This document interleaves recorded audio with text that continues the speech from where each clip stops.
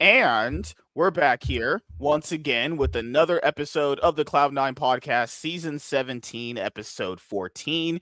And in this episode of the Cloud9 Podcast, I am going to be talking with Peter Dunn. He was a former esports coach and analyst. I've been following his career for a very, very long time. I remember your stints on Splice, your stints in Brazil, you were on Mad Lions, you were on Evil Geniuses, you were on Team Heretics, you've dealt with a lot of the big name players in the scene as well. He dropped some spicy, stories about them before he left the esports industry. Actually, if you guys haven't seen Peter Dunn in a while, he's actually retired from the esports industry. He actually retired, I think it was last year after your Team Heretics stint.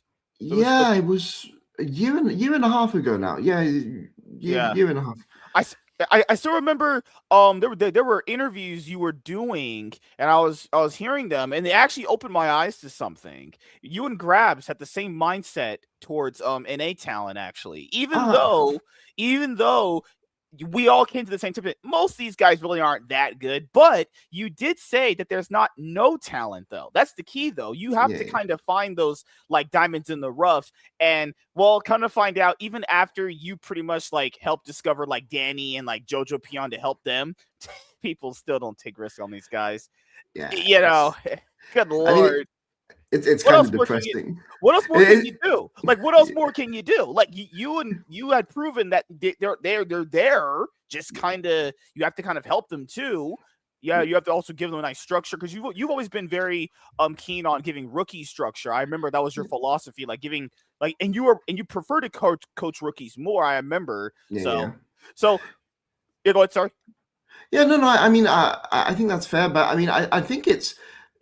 The tragedy is that it's not just sure, Danny and Jojo were people who found success, and Busio has found success and things like this, but I think the history of NA, like, it's been about young players never being given a proper opportunity.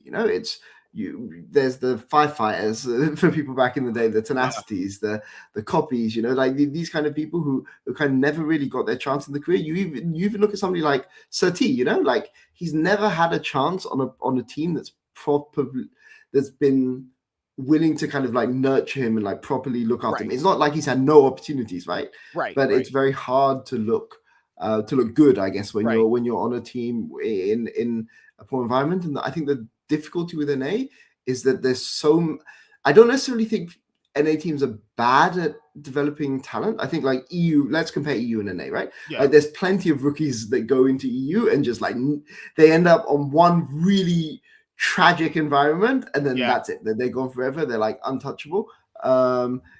Interesting examples of player like Cries, who was given a chance on Excel like 5 years ago. He had like 1.5 splits, 2 splits, and just never had a chance. Mm-hmm. And now Excel, where they would just randomly give a rookie a split, and then if he didn't give them results, or what was that one guy who I forgot his name. It was Checolad. Checolad, yeah. Good lord. They got one split. They were like, we're all in on rookies, or social media be like, yeah, we're building up talent. And then after one split, that's what I told people back in the day. Got to stop believing what these guys say. And it's, I didn't think it was malicious though, but people have to kind of understand just in life in general, plans just always change. And you know how, because like most people have only really come from esports. I come from like a traditional sports background too. So like, for me, when players change teams, that's a normal thing. Like, because in the traditional sports window of like the NBA, there's like that trade window that happens on February. There's like the offseason. It's like, because I remember people in esports were very angry when a player would leave their team. I'm like, this is a normal thing that happens. People go to different teams. I never remember back in the day. Freaking Sven and Mithy were called like Judas because they left Origin. Like, what is wrong with people? But I also told people this too, like way back in the day.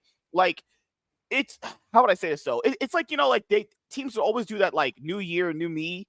But then when shit kind of hits the fan, they're like, wait a minute, I don't think I want to see this through. Some teams would see it through, some teams wouldn't. And the org you were just, a part of, just like a lot, like even last year, still going through this right now is Team Heretics. They're just still constantly going through it. So for people who didn't know who you were in the scene, so we'll start at the beginning and then we'll just kind of get to the end.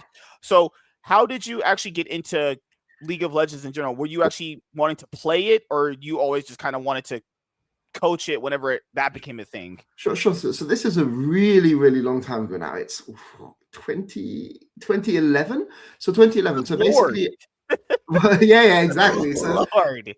so basically, my history is I've basically been in League of Legends since the beginning, since season 1, but not like in any kind of full-time capacity. So my background, I was both my parents are diplomats. As part of my kind of university study, basically it was kind of like a set path that I guess if I followed the path that was like set out for me, I would have I studied history in Europe. I studied political science in China with the intention to come back to Europe and do a PhD. I have a PhD which is 2/3 finished, but probably completely out of date now, which was kind of left there, never finished. But basically, so when I was doing my master's in China, I had like a really big interest in football coaching, soccer coaching for your American audiences. So I was doing my coaching badges whilst I was at university in China, just for fun. Had a bit of success at a local tournament, working with the university team, not like as a head coach, just getting the experience you need for your badges. And basically we were at like a victory dinner because we just won a local tournament, and I met somebody who was attached to an all called Catastrophic Cool Memory, who people will know as Invictus Gaming. But at that time they hadn't. I think the purchase was either in progress of happening, or it was either being negotiated, or it had happened and they hadn't changed the name. I really didn't follow esports basically as like a concept or career at that point. And basically they said, would you like to come and maybe give some insight, come and talk to our Dota team, and then to our league team as like as I guess what we would call like a performance coach kind of role today. I would come and kind of talk to some of the players like once a week, as just like a fun thing to do. And then, I learned more about League of Legends, then through that more about esports, kind of learned about the game. I guess a bit of my background is that I gained basically a bit of notoriety, a bit of a positive reputation, I would say, for writing really good scouting reports. I contributed a little bit as performance coaching, then a little bit of scouting, completely part-time, like really like not being paid, or maybe getting lunch, or something like this. And then kind of in season 3, 2013, I kind of left China because my degree finished, went back to Europe, didn't even think about esports again. For a year and a half, and then there was some unfortunate part. My one of my parents passed away. I felt I needed a bit of a break during that time, and makes sense. And then there was a person called Alexander Heibel, Abaxiel, who was the coach for INTZ in Brazil. And he just happened to reach out at that time when I was kind of like looking to take a break. And he was like, I heard about some of the work that you did in China. I had no idea how he heard about it. But would you like to come and work in Brazil? We have this job as an analyst open in Brazil. Are you interested? But feel free to apply. So I applied, and then I ended up 1 year in Brazil. I thought, okay, I'll spend 1 year. Then 1 year became 2 years, and then did you like it over there?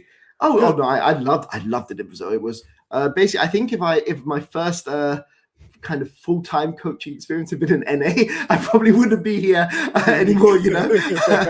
I'd say. Do you see yourself ever going back and coaching in Brazil eventually? Well, I'd love to, but the problem is that time. I'm kind of the primary carer for my daughter, so it's a little bit tricky. You'd have to be like what Spawn is for Team Liquid now. You would just have to be fully remote if you were going to get back into it. Yeah, I mean, since I've kind of retired from full time work, like there's a couple of orgs that they've reached out to me, asked me to do a bit of mentorship, asked me to do a little bit of scouting and roster construction. And gotcha. That kind of thing. So it's not like I'm doing nothing related to League, but it's like almost like ghost work, like a ghostwriter essentially. It's like really behind the scenes. Yeah, exactly, behind the scenes. But any kind of full time work is just it's just complicated. I would have loved, frankly, if I was 5 years younger, 10 years younger, I would have loved to go to Brazil. There was when I went to NA, so I had 2 years in Brazil and then 3 years in Europe, and then after that, I was really interested in working in a different region. I kind of wanted to work in NA because I wanted to complete the set, all the regions. And Korea was basically, I think Yamato Cannon is the only Western coach that's ever coached in Korea. Someone that did it back on Sandbox Gaming. Good Lord. Exactly. Live Sandbox. So NA was kind of like on my short list of where I wanted to go. But honestly, some of the I interviewed that off season with 6 NA orgs, and I will be honest, it was. So Cloud9 was not one of them. I won't call out names in particular, but I remember the story. I remember the story. 4 of them were just absolutely tragic. And then FlyQuest were at Worlds that year, so they didn't really get back to me in time. FlyQuest were okay. I'll be fair to FlyQuest. I don't. And then the 6th org was EG, and EG were literally the 6th org. So basically, I'd interviewed with 4.5 NA orgs was FlyQuest. Like, we had a good initial interview, but nothing came of it because they were at Worlds, obviously. And then I interviewed with 3 Brazilian orgs, and every single Brazilian org was clear of like every NA org. But then I talked to EG and Andrew Barton, and he had a lot of positive things to say and a lot of promises about how an org was going to be run, how players were going to be treated. A lot of yeah. I mean, it's always difficult for me to talk about EG because obviously the Danny situation. But what I will say is that I think that Andrew Barton, at least, not saying anything about anyone else on EG, but like Andrew Barton, I think, had his mind set in the right place for what he wanted to do with an org, and in a perfect world, how he would like to build a team and things like this. And you can kind of see, obviously EG is one episode in itself, but he was on Clutch before EG, and they kind of built around local players like Vulcan, I think was something he brought up. And then obviously he's now on FlyQuest. He's now the GM on FlyQuest, or I think Papa Smithy is the like director and he's the GM or something. But you look at FlyQuest and how they built, they've given chances to Griffin. They gave chances to Cryogen, to Gatgos. He's somebody who's very into developing talent, right, and has a good idea of how to do it. So honestly, like the EG interview, I was very, very impressed by Andrew, and I think Did you ever talk to Nicole Apoy Jameson? Yeah, I spoke to her. Like, let's just say that a lot of the things that I was told about EG, a lot of the guarantees were there were a lot of like. In my initial interviews with EG, I would say there's a lot of the right things that were being said. And I'll be honest, like I actually ended up taking, one thing that I've always thought about in my career is don't go for money, like go for conditions, right? So actually there was a lot of guarantees that I took. Let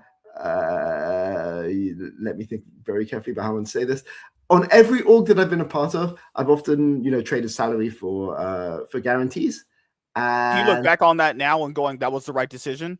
Let's just say some orgs have honored promises that have been made, and some orgs have not honored promises. And let's just leave it at that. And I'm not saying anything. I'm not saying that's anything EG related. I'm just saying that I think one thing, because my background wasn't really in esports before.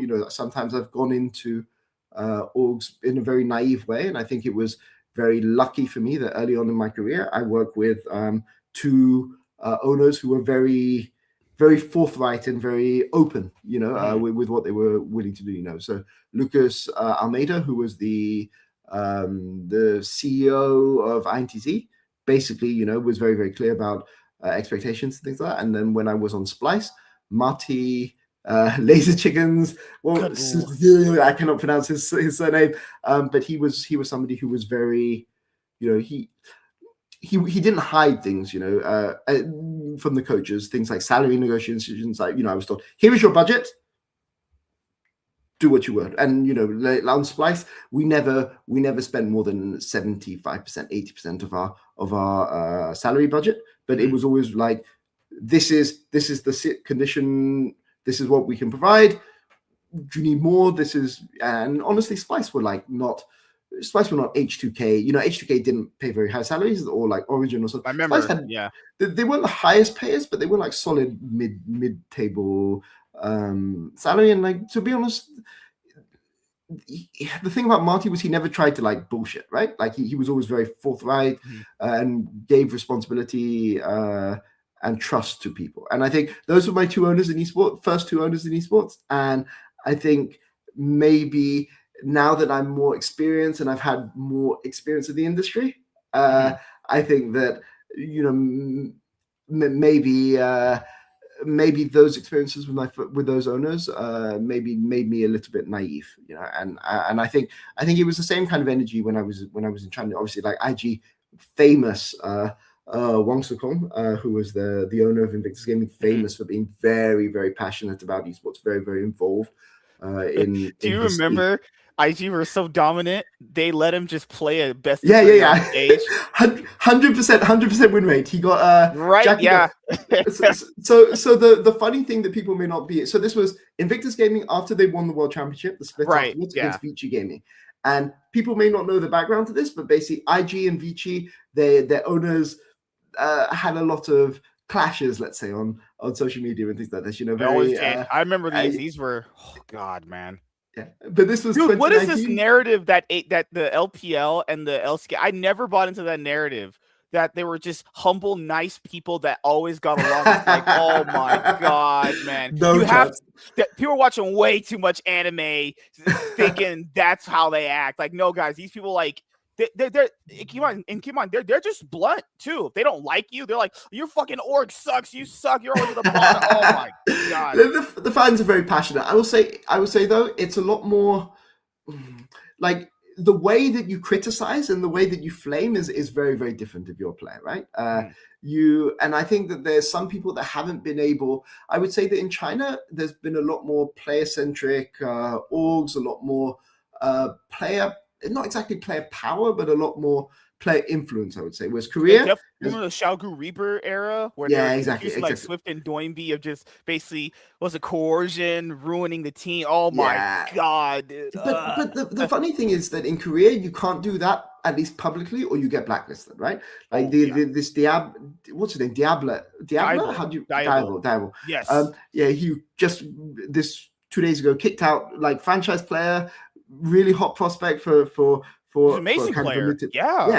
And didn't go to see the fans, caused too much trouble behind the scenes. Doesn't matter how good you are, you don't stay. And I think it's interesting because there were some players that never kind of fit into that mold who found a lot of success in China where they were given a lot more freedom. So Insect was the first, obviously on KT. Was he on KT Bullets or KT Bullets? I think so. KT Bullets.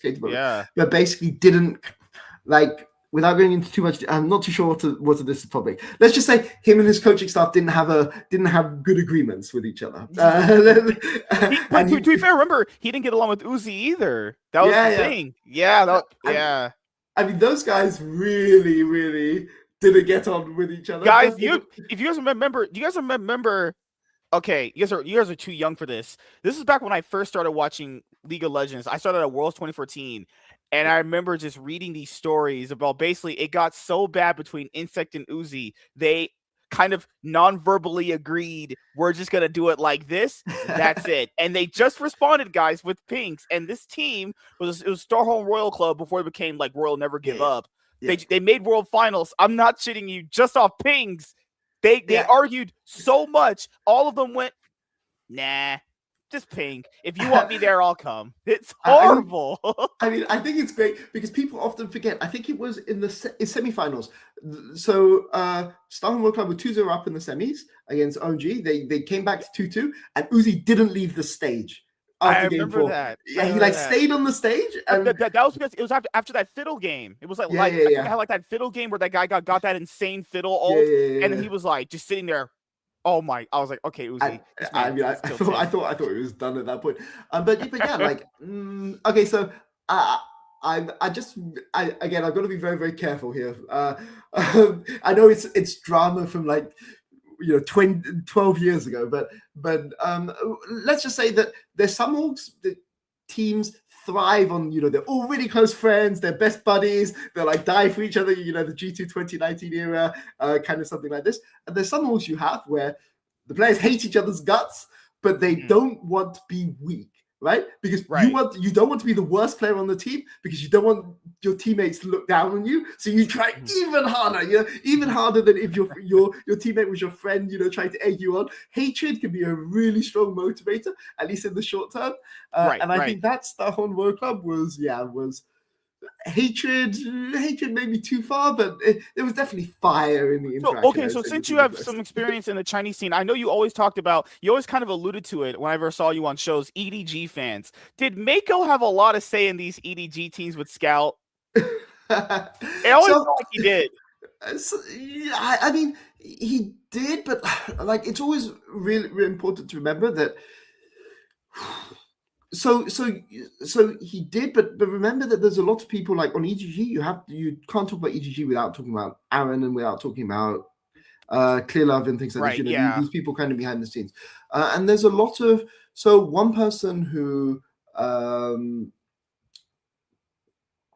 whose role is often so I mean, I would say that a lot of the time players do have a lot of say, but it's always very hard to judge from the outside, right? Because obviously all of this is hidden, and it's always the responsibility of there's managers, or I guess manager is the closest translation. I remember like the EDG, I think it was the owner. He was very mad when Scout didn't tell them he wanted to leave and just left to go to like LNG or something like that. And you've seen guys I know a lot of people don't want to give credit to certain players when they're carrying certain orgs. I'm not saying EDG was always carried by as many people, but Mako and Scout not being there, you kind of see ooh, God, it's.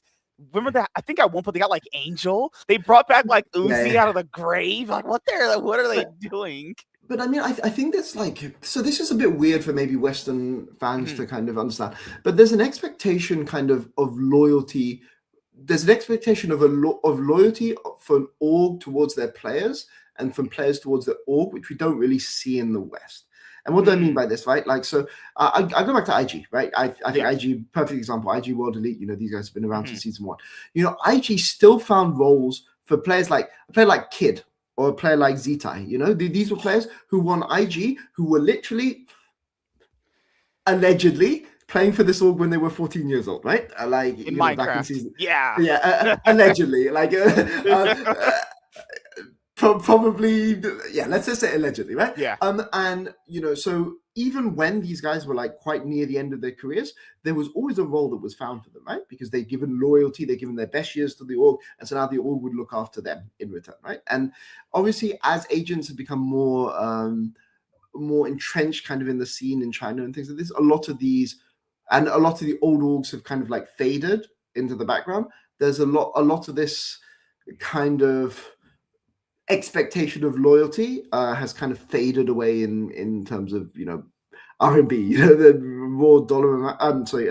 Chinese yuan amounts, and this is, I think, it's worse for the kind of the old school owners, because they still have this idea of expectations, I think, which were in place back in season 1, season 2, which that kind of social contract doesn't really apply that much anymore. But players like Rookie, still have a lot of loyalty, towards their orgs. And I think, Rookie has definitely turned down more money that he could have had on other orgs in order to stay on IG. Because this is something a lot of fans don't actually understand, is a lot of these star players you guys talk about, because a lot of them will mention, why is he still on this org? Well, it's probably because, like you said earlier, there's a budget. And then let's hypothetically say that star player you're talking about gets most of that budget in their contract. So, and they're the highest paid player, and they're like, well, they're probably just going to build around me with the rest of the pieces. Do you remember that infamous Dignitas $2 million contract that he had? Fooney. And then people were like, well, aren't they going to just end up with a bunch of not as good players because they're paying this much money? Yeah, as you said earlier, this is the budget you get. And the rest of the money, people just, as we call it here, you're getting some shekels, you're getting some pennies, Yeah. actually. Yeah, but I mean, I think it's interesting because there's some players who are willing to sacrifice their own salaries There to have been get other salary players cuts. on Yeah, it. yeah, I remember. Or versus some that try to maximize their earnings, right? And I would say, Huni, great guy, good player. I mean, I wouldn't say like great player, but like definitely not on the S tier. But he found success even when he was in Korea, when he was on. He was an entertaining guy too. I feel yeah, like that's what's missing in the scene too. It's like, at one point he was, I agree, he actually was really, really good at one point. Then his play started to decay a while, but he was always a really entertaining guy. And I feel like, man, I remember I was watching the LEC interview, I think with one of the new G2 coaches, and he was like, man, the players have the personalities of wet socks. I was just laughing because that's like that Huni was such an entertaining guy. He was like, hold on. He was like making all these weird mannerisms. Like, this guy was really entertaining to watch. I feel like that's missing in esports now. That these guys are just kind of like, I don't know. Maybe it's by Riot's design. They're just kind of paint by the numbers. Sure. Maybe it's just bland. I don't know the best word describing it, but it feels kind of corporate. I don't know.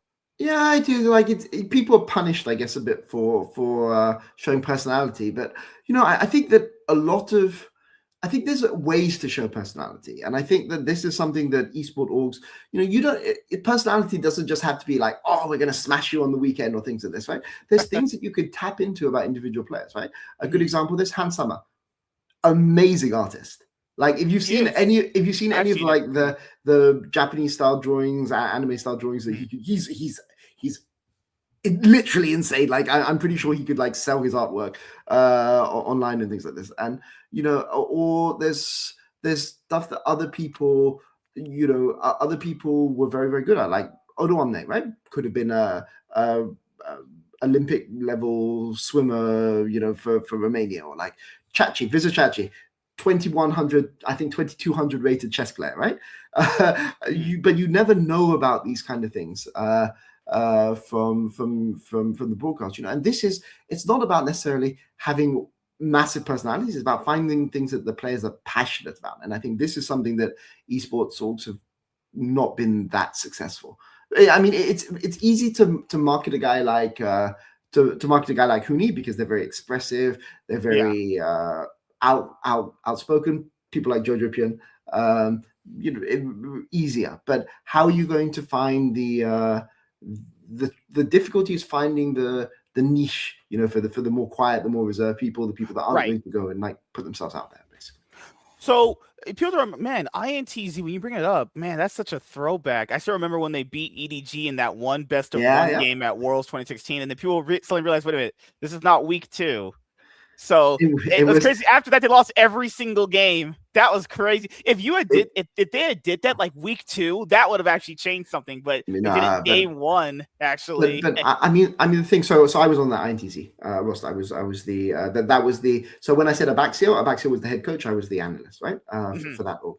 So I was there in San Francisco. And what I would say about that INTZ roster in scrims, we were doing really, really well in scrims, right? Like we had like I think it was a 28 win, 1 loss record versus ANX in scrims. Like they beat us once with Anivia Poppy. I remember specifically Anivia Poppy, but we were getting scrims against like RNG, against IMA. We got scrims against Samsung. We did no scrims against SKT, right, or anything like that. But we were going like we were like 50-50. I think we were 2-2, 2 game blocks against Samsung. We were like almost even against RNG in scrims. We were like doing very well against the European teams, against like Splice and was it H2K? I think it was H. No, we didn't scrim H.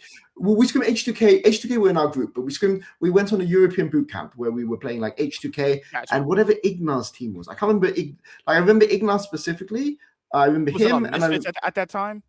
No, I think it was the team he was on before Misfits, but I can't remember exactly. But the team he was on, and then the team with Dark Passage, which was Captain Xerxes. Oh going God, to what a throwback! Honestly, Caps at 16, I thought this guy's a massive griefer. Like, if you ask me in 2016, who's going to have the better career between Caps and Xerxes, I'd have said Xerxes. I saw him. I saw Caps get that a pentakill. It was on the original Aurelian Soul back in the day when Crookshaw was casting. What's crazy is people remember Xerxes was on that Dark Passage roster at one point, and he's not in the LEC anymore. Crazy. Yeah, I mean, they were there together, but I mean, basically that INTZ team was a really good scrim team. But the thing is, going into Worlds that year, there was no pressure because nobody expects Brazil to do anything, right? And after winning the EDG game, you went from a situation where nobody's talking to you, where like I'm literally going on my knees begging coaches to give us scrims, and then suddenly, like, you know, you have players being invited onto the main broadcast, doing interviews on the main broadcast. You have like Chinese media, like, you know, it put a lot more pressure like on the players. And I'll be honest, that group was EDG, H2K, HQ. And, you know, H2K were a team that knew us really, really well. Like, Prolly was the coach at that time. I think Veteran was his analyst. And we'd scrimmed them a lot in Europe. So they knew us pretty well. So I didn't think they were going to underestimate it. But I knew EDG would underestimate us. And I knew EDG definitely had some flaws in their gameplay. And we thought was one of them. Mouse was. Oh, God. But the losses to HQ were like very disappointing. Like, I believe that INTZ were a better team than HQ. People will remember they were good at one point, but it became a point where, like, I don't know. Do you think them being a part of an LMS, because the original was called, it was LMS. Do you believe that AHQ and Flash Wolves were not getting challenged domestically, and that really hurt them internationally? Because I felt like they just kind of ran their region forever, and I feel like when they faced better competition, they just kind of crumbled. But Flash Wolves never had that. Flash Wolves had the best of one upset potential, but in best of fives, they were not that good. Sure. So I think HQ were not really challenged that much. So I mean, both these teams are scrimming Chinese teams as well, right? So it's not like they were getting no scrims, but I think HQ were not really challenged enough in their region. I think Flash Wolves were hurt a lot by the international calendar, because what would happen every year is that Flash Wolves would go to MSI and they would be so far ahead of the meta. Like, Flash Wolves would play, it would be like Maple and Casa and Sword Art. Like, those were the key players on their team that support jungle mid. Yes. And Casa in jungle would be literally 2 months ahead of everyone else in how he was playing jungle. And they would play pushing mids, and Casa would just like kind of dominate the game. And the Korean teams were like, what the fuck is this? We want to like play slow, play vision, play focus, like scale. But then, because they would often really struggle against Flash Wolves at MSI, they would be forced to like learn things like that and adapt in Summer Split. And then by the time Worlds happened, Flash Wolves were kind of hadn't progressed that much between MSI and Worlds, whereas a lot of the other international teams had learned from them and caught up. And this happened like multiple years. It happened in like 2015, 2016, 2017, like 2018, and then like after that, I think Castle went to RNG. It was weird. You remember, because they would always do very good at being a surprise good team in best of ones, and then when they were famously known for beating, they're the Korean killers. Exactly. And then they would beat SKT a lot, and then when they finally faced SKT in a best of five, people said, well, they never faced in a best of five. Let's see how it went. They got 3-0, and they're like, this sucks. So and that's the illusion of best. And I think you always talked about it on your Twitter too. Best of ones gives you a very odd reality of what certain things are, because a best of anything can happen in a best of one, because that was their mystique about Flash, was they were the Korean killers in best of ones. But whenever they got to a best of five, even when they would face off against like Origin, I remember they lost too. For some reason, a best of fives, they never could really get it together though. But I think that's because teams weren't really focused on them. Like the thing is that, if looking back now, if you go and study Flash Wolves games, what they're doing doesn't look that special. It's just they're just playing like fast-paced League of Legends. That's really all they're doing. Fast-paced League of Legends, get mid-push, invade second Raptors, play in your jungle permanently, roaming support, leave AD carry on an island, and basically 3v3, 3vx, however many people that the other team has around mid, and just play for mid-jungle, right? And then mid-jungle into sides. That was not things, those things are obvious today, but were not obvious back in the day. And if you had to do that, it forced you to adapt. Like, it forced you to adapt, because back in the day, junglers often didn't have to be that proactive. You could just farm up, go play Graves or something, and just farm up and juggle Nasus or like. Well, the Cho'Gath meta or was something. different too, because I Yeah, remember yeah. when Flash Wolves were trying that stuff back in season 5 and season 6 and 7, like faster paced League of Legends now, like you said, that's a no brainer now to do, Yeah. obviously. But back then, guys, games were going like 50 minutes sometimes on Yeah. average. That was a standard 50-minute games.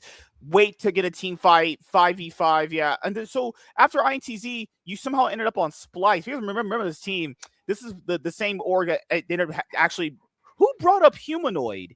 Because you were with Humanoid. Yeah. So who discovered that guy? Because now people are like, who, like that's one of those diamonds in the rough that ended up coming up through an org like that. So that was that time on Splice was really, really weird. So I've been on INTZ, it was 2 years in Brazil. Basically at the end of my second year, had very, very severe like long-term damage, food poisoning kind of. So it was clear that I couldn't really stay in Brazil anymore. And I had a PhD that I'd given a rest. I delayed my PhD for 2 years. I was like, okay, I'm going back towards my PhD. And then Marty reached out and basically asked if I was interested in Splice. And I'll be honest, the GM that they had at the time, the Splice roster, which was at the time was Wonder, Trashy, Senkooks, Kobe, Mickey. Right. And basically, I went to him and I was like, oh, this sounds like a really exciting project. Is this something, are the players can I talk to the players? And he was like, no, you can't talk to the players until you sign. Right. And I was like, okay, that sounds a bit weird, but we're going to keep these players. Like, this is the team. Right. And he's just sign the contract, just sign the contract. And when I got there and I spoke to the players, they were like, we're never playing together again. Like, never, never, never. And like all the players, I think Wonder was already like, basically on G2 at that point in his mind, and there was it was really like different players had already decided that they were going to leave and things like that. And could you imagine a player like Trashy playing still now with his name? I know people meme on everyone's name now. Guys, if Trashy was playing now with his name, he would get memed to death. It'd be insane. He changed his name after that. What was he changed? It was Cold. Yeah. I mean, that guy was a really good guy, but like I said, some of the players were like, we're never playing together again. I went to Marty after that, and I was like, what the fuck, man?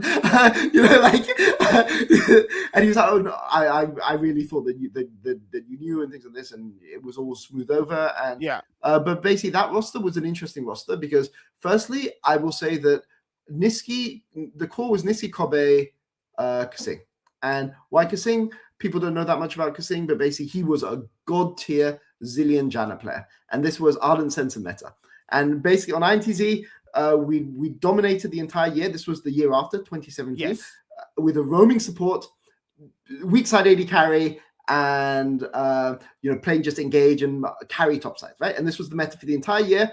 And then the patch before Worlds, which some teams didn't even play playoffs on, but Brazil playoffs were late. So we had to play on this patch, was Ardent Sensor. They buffed Ardent Sensor like completely out of the game to the point where you basically you had to play range supports. You couldn't play carry top laners. It was just all about team fighting, all about scaling. It's one of the stupidest patches I've ever seen because it made a team that had spent the entire year being dominant in their region, like just complete. And I think the best team in the world on the pre-patch was a team called Kings. Was it Kingzone? Or was it Longju? It was either Longju or Kings, but they had Khan in the top lane. Like that's all I remember. It was at Worlds 2018. They lost 3-0 in the quarters of Worlds 20. They lost to Samsung 2018. It was that's the BDD 2017. Prey Gorilla roster. Prey Gorilla. Longju. It was Longju. But they were the only team going into Worlds that could still play the weak side AD carry, not focused on Ardent Sensor. But when they played against a top team that could play Ardent Sensor, Samsung, who were basically just getting stomped by them for the entire year, they couldn't win. They lost 3-0 in the quarterfinals. But basically that patch was so outrageous and so egregious. And when Riot made clear that like this is what they were going to keep a similar thing, it was like no brainer, right? Who's the best range support in Europe? And Kasing, he's so good on Janna. Like he was insane Janna, insane Zillion. Could play all these. So that was the core of the team, right? And then honestly, like Xerxes and you also had Kabe too, didn't you? Yeah. So the core of the team was Kobe teamfight AD carry, like insane teamfight AD carry, really good. I call it like switch mechanism. The really top AD carries have a really good switch sense. Okay, which is where you need to play around the edge of the fight, but to win the fight, you often need to switch to like an assassin mode to like kind of get play to your limits. And Kobe had probably the best switch instinct of any AD carry that I've ever seen, except maybe Danny. But I think Kobe was probably slightly better at that, and Danny had slightly better better team fight mechanics. But anyway, in any case, that was a team where range support and then Xerxes was not somebody we'd even known was available, right? Like we didn't even. It just turned out that in that offseason, nobody had gone for him because he was on Unicorns of Love before, and Unicorns of Love were very, very underrated. So we ended up just being able to sign him just out of nowhere, which was very lucky. And then the top lane, it was like Vizichachi or Kikis, and then Odo was supposed to go to NA, but some weird stuff happened. So we ended up being able to get Odo Omne, and that was a roster that was pretty good. I'll be honest, I think that roster could have gone to Worlds, but I really fucked up. So we were playing in the playoffs of summer. So spring split, we came third, pretty good meta, but then Riot completely changed the game. They like removed Ardent Sensor. They made like all these majors really, really viable on bot lane. So you could like play major, you could play like Heimerdinger or like Syndra or like even Lux. All these kind of things, like all these carries bot lane, which was obviously a nightmare if you can't play like Jan and Lux bot lane, things like that. So it was really, really a bad meta for us. But we adapted by the playoffs. But then we ended up losing in playoffs to Schalke. But we know, and this is something which, I don't feel too bad about saying now. We know that basically Schalke got all of our scrim info, right? Like another team we were playing against basically just leaked everything to them, and I don't blame Schalke for it, right? Because like. It's not their fault, right? That another team comes and just says, here, have all of this info for free. I don't think they were trading information. But basically, they knew every single secret pick that we had. And I think it was Sion especially. Like, they banned Sion without us even being able to pick it. And we were, like, unbeaten on Sion. Correct me if I'm wrong. You said the 2017 is the spring split, right? Or the summer split? So this was 2016, 2028. This was 2018. So my first year on Spice was 2018. So for anyone who's old, I'm old, so sometimes even I got to go back because 2018. I was going to make sure I had the right one. That way you could see what the series was. 2018. Spring. So I was talking about 2017. So I was talking about 2017 first because that's when I was on INTZ and that was the I remember. meta. But then 2017, 2018 is the off season where we signed Kasing, right? Yes. I remember this one. So this is Splice. This is when Caps were still on Fnatic. But we ended up, this is like Attila Jizuke era Vitality. It's H2K, I think, with Sheriff. Oh my Patrick. God. With fucking not Shitty J. Good lord. I always called him that. Smitty J. I always called him Shitty J. My bad. Did they even cage him? It was caged for a little bit. He was only there for like a few weeks. I can't remember. They brought back Shook. It was Shook. And they brought Selfie. I think they had Selfie or something. Yeah, it was Selfie. It was Selfie for a time, but I remember that. Yeah, it was, and I remember specifically that this team was it was all about the AD carry. And like this meta, like the games would go 60 plus minutes, like almost every single game, right? Yeah, Splice, I remember you guys were known as a late game team. Yeah, the late game team. That's it. Yeah, like Splice time. Splice time is 40 minutes, like the game. But basically, I think that meta was really, really good for us because we had. So G2 came ahead of us in the regular season, but this was G2. Like G2's scaling was not AD carry; it was Perks. It was like Perks was such a good late game player at the time. But so this was the first. So in the first bit, we came third in playoffs. But then summer is what really matters. Okay, so summer, Splice, basically we ended up 9-9, but we started the split 0-6. Or 1-5 or something like this, right? Like it was good old H2K 2016. Yeah, I remember that. You guys were doing as bad as you guys lost to that H2K team. We lost to the H2K. We lost to the H2K I remember team. that. But that's because the meta was so atrocious. Because this is the thing that wound me up about 2017, 2018, right? Mm-hmm. Like they become more nuanced about this, but they basically introduced Ardent Sensor, which literally is one of the biggest patches that they've ever made. They let it last there for for 4 months, 5 months were all teams built around this, and then they completely changed the meta going into Summit. It was so it was it's the most one of the most outrageous things, and it hurt me as a coach twice, right? Because it hurt my INTZ team, and then it hurt the Splice team. But anyway, we adapted. So remember, we're 9-9, but we start the split like 1-5. Like 0, I think it was 0-5 actually. And then 1-5, and then it was the break for Rift Rivals. You basically won enough games so you could just qualify as the last seed in playoffs. And then I remember, given how the split went, at one point, because the teams down here were losing so much, the only way you would lose this playoff spot is unless the other top guys lost a bunch of their games. Yeah. You were just pretty much locked for playoffs for like the last 3 weeks, actually. I remember. Good Lord. But I mean, honestly, like, it's a credit to the guys. Sorry, I'm going to sneeze. Very good.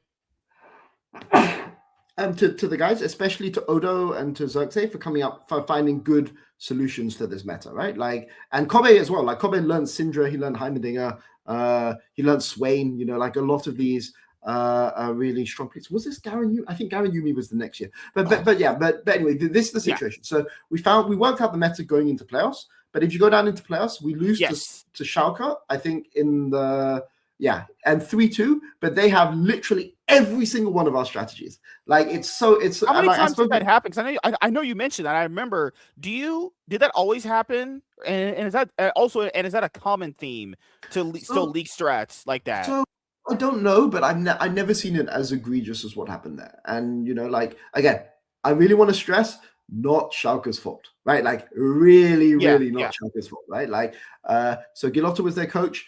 I have a good relationship with Gilotto even to this day. Like, I do not blame Gilotto at all. I blame the team that was leaking all of our scrims and the players who I know who the players responsible were.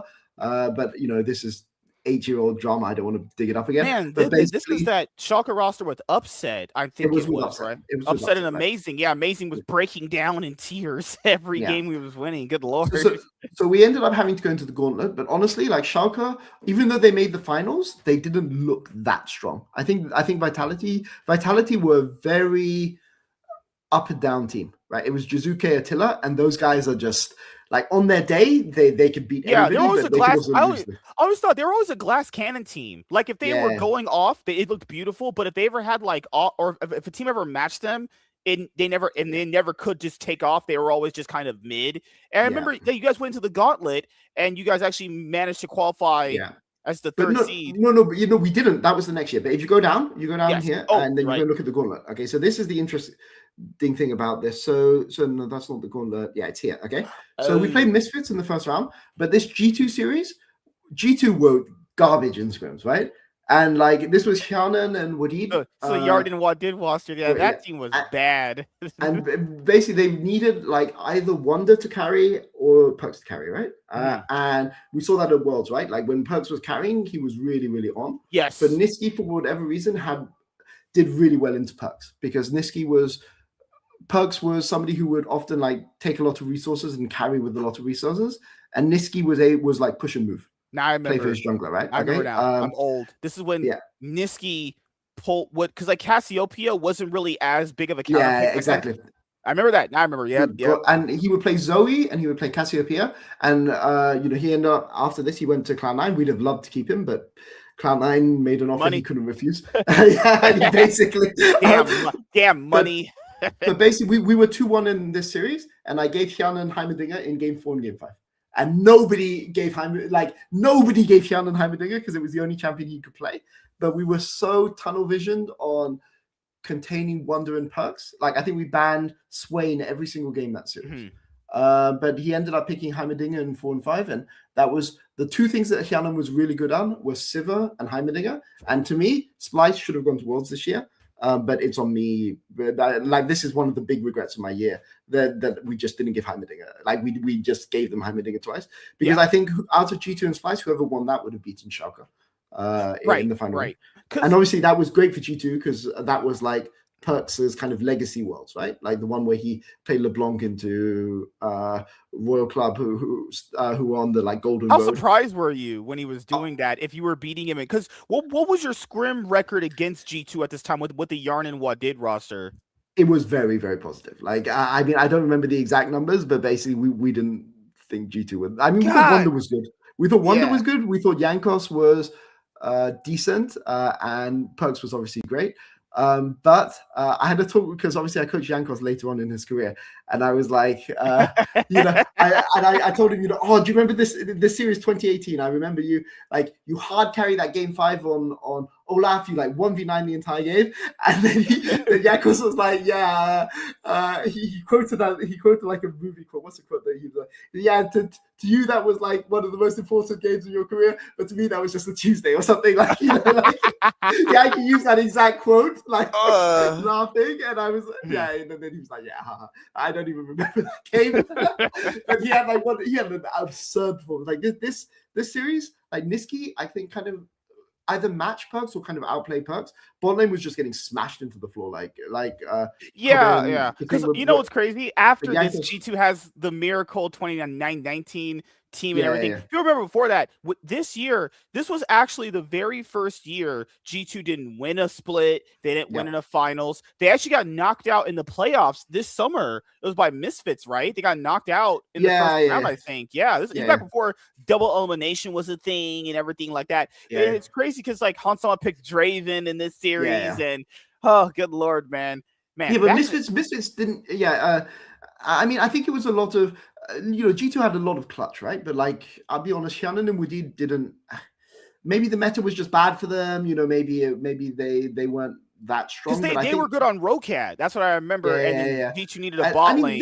They were heavily chased. That off season, a lot of teams wanted to sign them, but they went to G2, and for whatever reason, it just never worked out. But G2's top side was really strong. The problem was that the meta was all about bot lane. And so I think that was that was kind of 2018, and and then Niski left, and then we brought in Humanoid, and then there was the 2018-2019 off season. That was one of the hardest kind of decisions we ever had to make as a coach. I ever had to make, because Odo Omne was the best player on Splice 2018, right? He was the best player. But the way that he played and didn't kind of mesh that well with the rest of the team. And so 2019, we brought in Visit Chachi, and then Odo went to Schalke. And I would say Chachi was worse individually than Odo. But I would say the thing about Chachi was that he was very, very... Firstly, he was obviously insane on Poppy. You had to ban Poppy every single game, but Chachi was much more stable. He could just go weak side. Odo is decent on weak side, but Chachi was a god tier weak side player, and he would always he sacrificed for the teams at the right time. Was very, very good in team fights. Very stable, and that's. I remember the support was Norskarinen, right? No, Norskarinen. Norskarinen, yeah. And he had a good time. He had good synergy with Kobe. I feel bad for Kasing, but the meta was just so bad. Did you want to get rid of Kasing? I mean, if in that meta where it was all of his best champions were literally range champions. He was not very good on engage, and the problem that the 2018 Splice had is that none of the players except Odo were very good at engage. Xerxes, very good control jungle, not that good on engaging on champions that he couldn't get out on. So he was really insane on Zac. This is when Zac could flatten into I remember pool, and then so he would be insane on Zac, but on a champion like Sejuani or a champion, I'm just trying to think, Maokai or something, right? He wasn't that good at finding those engagements. Because I remember this split, I think Perks got very mad that people had Kabe over him on ADC. No offense to Perks. No. That was 2019, not 2018. Yeah, this split, I remember. Okay, 2019. Okay, yeah. So this split, I remember Perks got very mad because Kabe was being bigged up as a better ADC than he was. But I was like, Perks, no offense to you, but Kabe kind of was the better ADC, though. I actually thought he was. Kabe, honestly, he was very, very... This was the most underrated year for him. He was so good. 2019. 2018 a little bit too, to be fair, but 2019 Kobe was... I feel like in 2019 he really came out of his shell. He was so good. But also he had the champions that he could do it on. Like 2018, he's stuck on Caitlyn and things like this, you can't do anything flashy. But when I say Kobe had really good switch instincts, right? Like Kaiser is like the best champion, for those kind of things. Like Kaiser, things like Zaya, you have a lot of outplay potential on those champions, and he was really, really, really good on those champions. And so you got a chance to scrim the G2 2019 super team back in this era. Were the rumors true? Were they really just this absolute dominant force in scrims when they? For sure. Holy shit! I mean, basically, this 2019 G2 was it was as bad as like the only other G2 that I've seen being this good was the G2 with Yike. The first year I was back from NA, so whenever that was the first year, like those guys, you just didn't want to script them. Like we just didn't script them whenever we were like. Dude, I heard it was so bad that they would demoralize people so hard they were having like mental breakdowns in scrims. I was like, holy shit, god damn. I mean, we just didn't. We stopped scrimming them. Like, and after a time, and how did playoffs go this year? Oh, I remember this. Yeah, you guys lost. You guys lost to Fnatic, but you guys ended up beating SK. That was spring, summer. Summer was where they had the longer playoffs where we lost to Garen Yumi against this was Garen Yumi, this was Fnatic with Reckless benching himself, I think, and it was Bwipo, Soaz in top lane, Nemesis, Broxa, 2019. Bwipo, 2019. That's not with Self. No, that's not with Self made. No. Yeah, you're right. Yeah. Wait, was it Nemesis? I can't remember. But 2019, yeah, it was Nemesis, Broxa, Reckless, Hillisang, and oh my god, the top lane, Jesus Christ, Bwipo. Yeah. Wait, no, was it? I can't remember. I mean, I just remember Bwipo playing bot lane a lot. But this was So I mean, there's not too much to say about this. This was Humanoid coming into his own. This was a huge Rogue. I remember that you guys. So this was the Rogue series with Larson. So this Rogue were garbage in the first split. Oh my god! Yes. And then because Larson was finishing school, so there were 4 guys who were coming up together at the same time: Abadage, Nemesis, Humanoid, and Larson.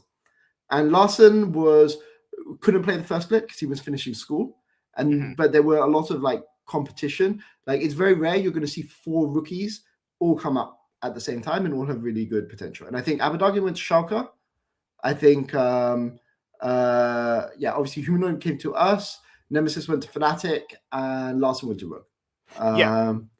And this is when Larson was like a young, exciting player. Lord, yeah, good times back in the day. I still remember his 9/11 Corki package. Always never forget that one. And what's crazy is I felt so bad for them. I was like, God, you had that chance, and then it just goes away. When and that's what you had said earlier. People forget he didn't do that intentionally. It's because that was his first time in actually in a big moment.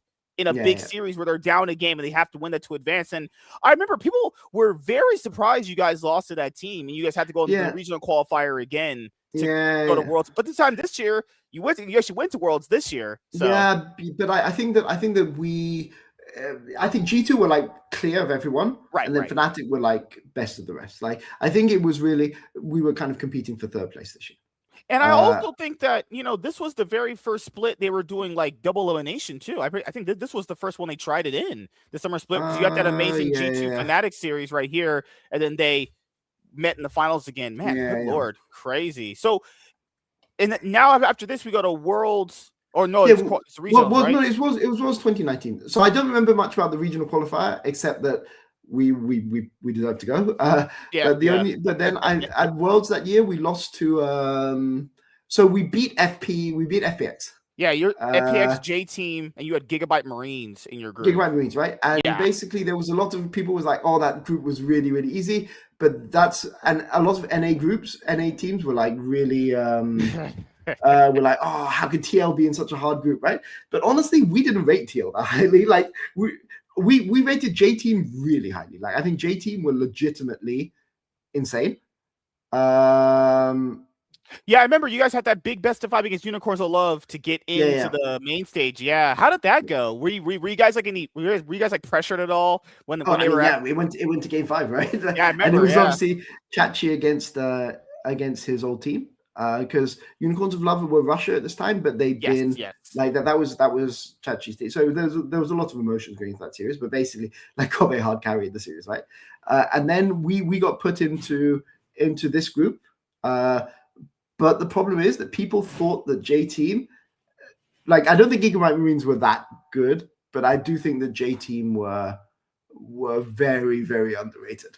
What do you think happened to them? Because they were the hyped up new LMS team, and then it kind of felt like they were just it.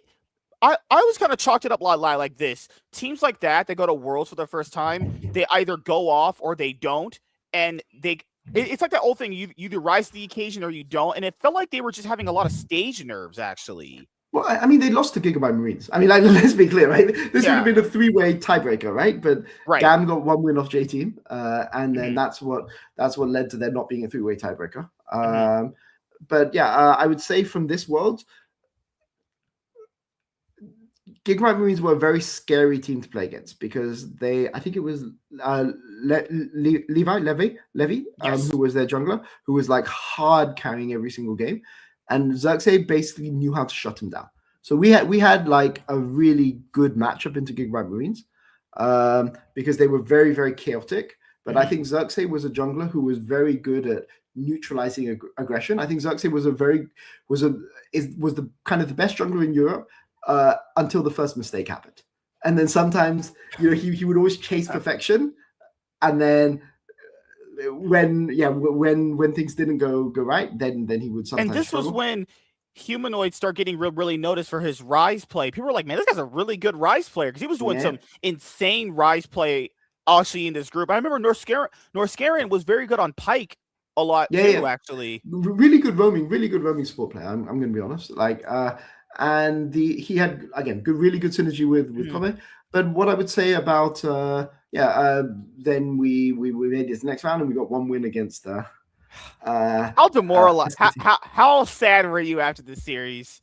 I mean, we knew we weren't going to win, right? It's very funny, right? Like, this is one of the things I remember most because so LS was doing predictions for Worlds this year and he got literally every single prediction wrong in the entire playoffs.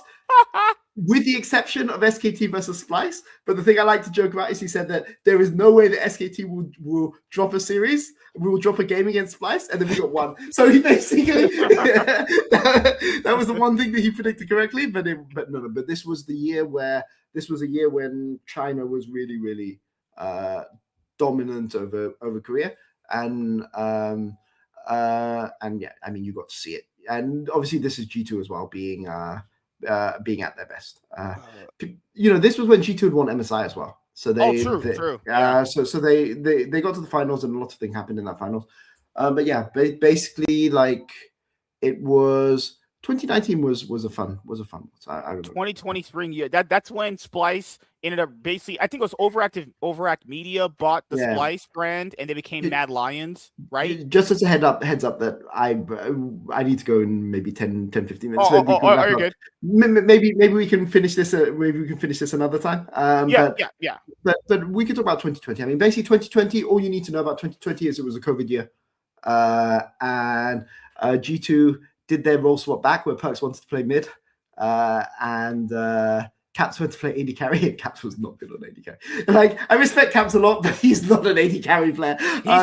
He swapped back so quick that I knew that was going to happen. I knew it too. But that was the roster with Splice where we were. So when I first joined Splice, when we couldn't keep the Wonder, Kobe, Trashy, Senku's roster together, I wanted to go rookies. But basically, Marty was like, win with veterans first, get a solid foundation, and then we bring in the rookies later, right? Which, to be fair, Norskaren wasn't a rookie; he was a sophomore, like he was in his second year. But we were able to bring in him, and we were able to bring Humanoid in. But that year was the year where there were a lot of really promising rookies coming up, and ironically, it's a year Freeze was in the academy, and basically Kobe went to TSM.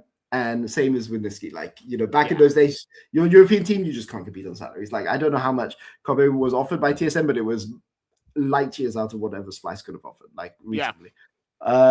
Ironically, he went to TSM and he played with like Broken Blade, played fucking Fiora every single and Camille every single game. He didn't like play with any tanks at all. He had, I think, Dardoch in jungle. Like nobody was peeling for him, and he had a rough time on TSM. Yeah, people forget. Like people ask, like, why was Kabe not successful on TSM? Well, Kabe was known, as you said, he's a team fight AD carry. He needs like that peel. He needs the extra setup in team fights. He's not that. Would you say the thing that he lacked was the killer instinct? Actually, throughout his career? I think he had killer instinct, but he didn't like demand things from his teammates, right? Like he was very good at visualizing the situation. Yes, but basically, yeah, he's not the first. He's never going to be he's not Jackie Love, right? Like he's not going to like flash in 1v9, right? But the problem is he went from having Chachi and Xerxes as his frontliners to having Broken Blade and Dardoch, and like quite different. Yeah, those guys do other things. And to be fair, Broken Blade is better at playing tanks now than he was in 2020, right? Right. But he's not. He was not a good tank player in 2020, and Dardoch was very inconsistent, right? So Kobe had a really rough time in NA. But what I would say is that year, so Freeze was in the academy, and Freeze played really, really insane in academy. So I was helping the Splice Vipers, who were the academy team. But it was really weird because 2020, I think, was the first year for French. Was it 2019? I don't remember. Like I remember I think it was franchising. Yeah, I think 2020 was the first year of franchising. 2018 actually was the first year. No, it was. It definitely wasn't, because I was already on Splice, and then the franchising negotiations happened, and then basically I was it? It must have been 2019. I can't remember, but there was one year where basically I had an LPL offer on the table. Really? No, it was 2020. It was 2020. No, it was 2019 going into 2020, because it looked like Splice wasn't going to make franchising. No, that would have been 2019, and then. Okay, I don't remember. It was a long time ago, right? But basically, like I had an LPL offer on the table, and then I stayed on Splice because getting the visa was too complicated. You're right. So it was during COVID. So that would have been that. Yeah. So that would have been 2020. Yeah. So basically I had 2 LPL offers on the table. Yeah, that was our 2019 World. Yeah, and then for whatever reason, like the visa situation with COVID, so then I ended up coming back to Splice. Man. So this is such a long time ago. It's like, man, LEC's been franchised for 7 years at this point. Good Lord, so after the transition from EULCS to franchising, it was all rainbows and sunshine. So I don't know what happened behind the scenes, right? So I can talk purely speculation. All of this is purely speculation. Yeah. But the rumor is that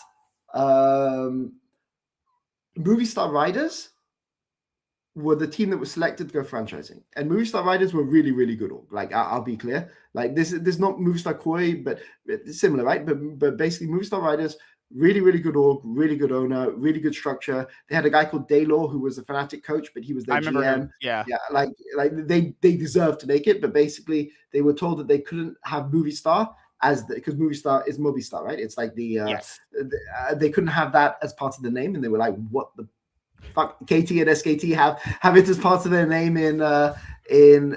Why are we not allowed? And then they withdrew their franchise, even though I think they would have been accepted. And then that's why Splice ended up getting the franchise, or like So there were 2 teams that didn't get it. I think it was Sentinels and Movie Star, the rumors, and the teams that were brought up were XL and Splice. Yeah, who they got to. So that was that 2019? Is that the same Movie Star writers that are now part of the? Yeah. It's Movie Star Core. Yeah. Because I remember they always wanted to get in with, like, PSG always wanted to get into franchising too, but they always PSG were given a spot in LMS. To make up for it. PSG I know you have to go in a little bit, but I will ask you just a few last things really quick. Sure. So, best player you ever had a chance to work with throughout your career? Okay, so that can mean many, many things. Okay, so first thing I'll say, best potential of any player, like pure mechanics, Jojo Kyun, like freak of nature. Really, it was very obvious. This guy, like I never even heard of him. But basically, Empire, when I joined EG, gave me a stack of like scouting reports. He's like, look at all of these players, and like Jojo was the 3rd guy, and I was like, holy fuck! To be honest, Danny's VODs were not that insane, But then I realized he was playing on 70. I found out he was playing on 70 ping. Against people who were playing on like 15 ping. Holy shit. So I was like, okay, this guy's decent, but he's not that insane. But Jojo was like, holy fuck, this is. But then after I realized Danny was playing on 70 ping, I was like, okay, maybe this guy is really special. So best, so highest potential, Jojo Pin, best leader, I would say probably Impact. Outer game leader. Harder carry jungler, Inspired or Yankos? Inspired. For sure. Like okay. Inspired better carry jungle, but the Inspired I work with learned a lot and has developed more as a leader. But if you ask me who's a better leader for a team, Yankos is better leader. Yankos has had advantages over Inspired, but you're talking purely carry jungle. Right. Inspired. Okay. But I think,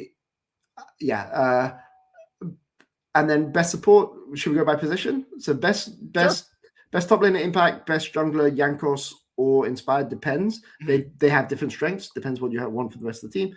Obviously Inspired now, but the Inspired that I work with wasn't as good. Like he improved a lot, right? Over the past, he was good already when he was on EG, but he's like god tier now, right? Like on EG, he was like one of the top tier players, and now he's like the only S++ player in any. Mid laner, humanoid. Oh no, Jojo Piano, humanoid. Humanoid had high peaks. Again, remember Jojo? When I worked with Jojo was a rookie, right? So again, another player that's also he's grown a lot too. Yeah. AD carry, I'd just say like Danny was the best AD carry ever. Like, I mean, this guy was playing League of Legends from the age of 5. Like, you don't like he literally played League. He had the King Bowser skin, right? So you had to play in the like what was that? The pre-release or whatever. Like so he was literally playing for season 1 when he was like 6 years old or something, right? So like he had just like insane mechanics. I'd say Kobe was had advantages too, but you asked me on pure talent. At the time I was working with them, probably Danny and then mid lane humanoid, but Jojo I think is better than humanoid right now. Support, I'm gonna say somebody from Brazil, which is a guy called Jockster, who I would have loved to have on Splice if we'd had the chance. But I think that guy was, if he'd been playing in another region, he would have been considered one of the top supports in the region. But because he was in Brazil and Brazil fucked up everything about their region for many, many years, he never got to play internationally. But he was really, really good when he was on INTZ. Vulcan may hate my guts for saying that, but I think Jockster was really. I'm gonna have to save these for next time you come on. But I hope to do this with you again. The very last thing is, do you have any shout outs you want to give to anyone in particular, and anything else you want to say before we head out? No, just thanks for having me on. Sorry if I just talk nonstop all the time. Just thanks for having me on. It's been fun. Just. Retirement is overrated. It's underrated. It's underrated is all I'm going to say. You know, it's good to have some peace and quiet and a bit of time to look after the family. Milk Toast, he will come back again. We'll get your question next time. He has to go. He has he's got to tend to his kid. So let him go. But it was great finally talking to you, man. I've been following your career for a very long time, so it's actually very surreal to finally actually talk to you. It's crazy, actually. But thank you guys for checking out this episode of the Cloud9 Podcast, and we'll see you guys on the next one. You guys